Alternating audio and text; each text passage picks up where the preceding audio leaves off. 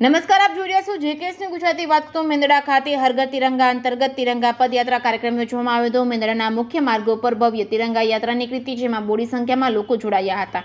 મેંદડા ખાતે યોજાયેલ તિરંગા પદયાત્રા જૂનાગઢ બાયપાસ રોડ ઉપર આવેલા શહીદ ભગતસિંહના સ્ટેચ્યુ ખાતે પ્રસ્થાન કરી મેંદડાના મુખ્ય રાજમાર્ગો પર ફરી હતી, જેમાં મેંદડાની વિવિધ સામાજિક સંસ્થાઓ, Gayatri high school, Saraswati high school, GP high school, body સંખ્યામાં વિદ્યાર્થીઓ તેમજ આર્ટ્સ એન્ડ કોમર્સ કોલેજના ભાઈઓ બહેનો બોડી સંખ્યામાં ઉપસ્થિત રહ્યા હતા. ભારત માતા કી જય, વંદે માતરમ, જય જવાન જય કિસાન સહિતના વિવિધ નારાઓ સાથે આખું શહેર દેશભક્તિના રંગે રંગાયું હતું.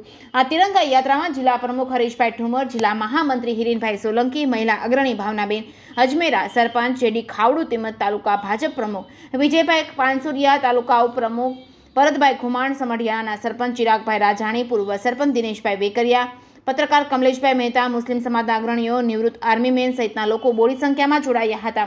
તેમજ આ કાર્યક્રમ અંતર્ગત ગ્રામ પંચાયત કચેરી ખાતે સમગ્ર સ્ટાફ દ્વારા વ્યસન મુક્તિના શપથ લેવામાં આવ્યા હતા. લોકોને વ્યસનથી દૂર રહેવા એક ખાસ ઝુંબેશ ચલાવવા આહવાન કરવામાં આવ્યું હતું.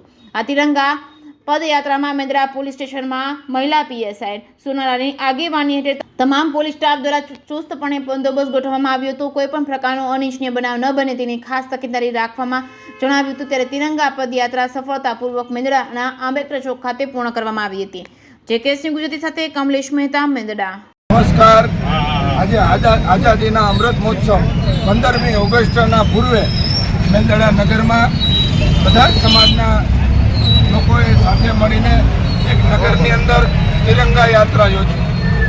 સમાજની અંદર અને રાષ્ટ્ર માટે કામ કરનાર સરદાર વલ્લભભાઈ પટેલ, બાબા સાહેબ આંબેડકર અને વીર ભગતસિંહના પ્રતિમાને આજે હાથ દોરા કરીને નગરજનોએ રાષ્ટ્ર પ્રત્યેની ભાવના ઉજાગર કરી છે. આખું નગર આ તિરંગા યાત્રામાં જોડાઈને આખું કેસરી વાતાવરણ કર્યું અને રાષ્ટ્ર ભાવના લોકોમાં ઉજાગર કરી આ રેલી સફળતાપૂર્વક સૌ આગેવાનોએ સાથે મળીને ભારત માતા કી જય, ભારત માતા કી જય,